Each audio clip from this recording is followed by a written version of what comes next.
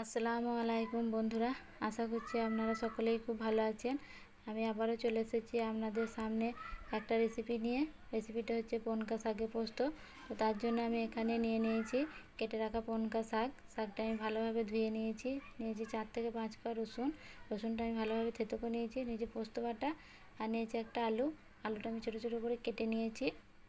এরপর আমি একটা হাঁড়ির মধ্যে পানি দিয়ে দিচ্ছি।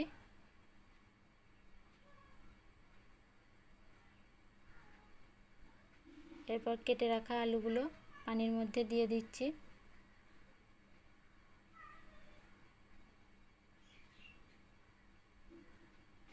আর আমি দিয়ে দেবো এখানে স্বাদ মতো নুন দিয়ে আলুটা আমি সেদ্ধ করে নেব।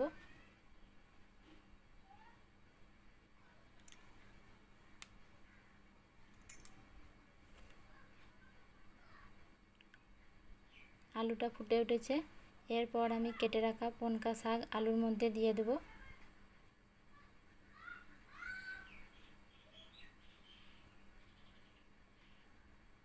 শাক আর আলু আমি ভালোভাবে সেদ্ধ করে নেব। বন্ধুরা, এইভাবে টাটকা পনকা শাক রান্না করবেন, এটা খেতে খুবই ভালো।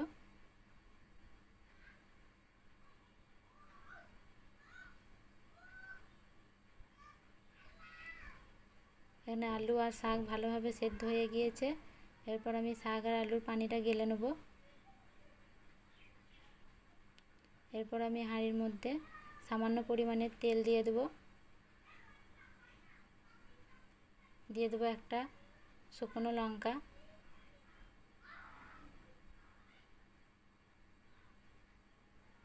আর দিয়ে দেবো সামান্য পরিমাণে কুচিয়ে রাখা পেঁয়াজ। ভালোভাবে নাড়াচাড়া করে নেব।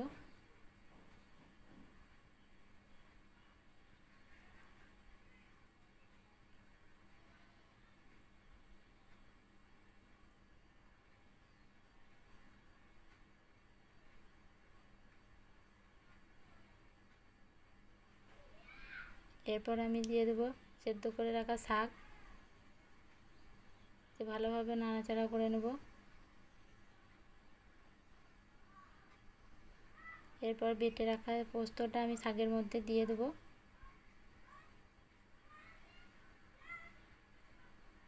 আবারও আমি ভালোভাবে নাড়াচাড়া করে নেব।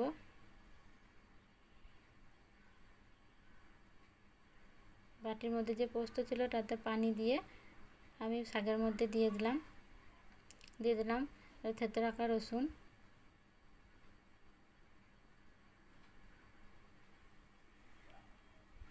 দিয়ে ভালোভাবে নাড়াচাড়া করে নেব।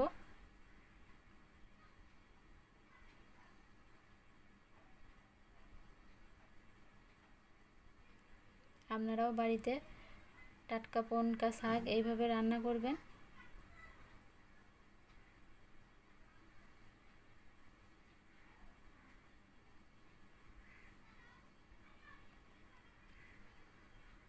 দেখুন, এখানে শাকের পোস্ত রান্না হয়ে এসছে।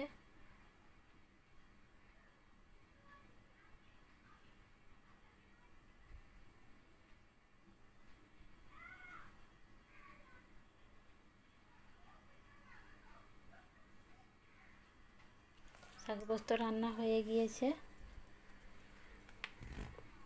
ভিডিওটা শেষ পর্যন্ত দেখার জন্য অসংখ্য ধন্যবাদ। ভালো থাকবেন, সুস্থ থাকবেন।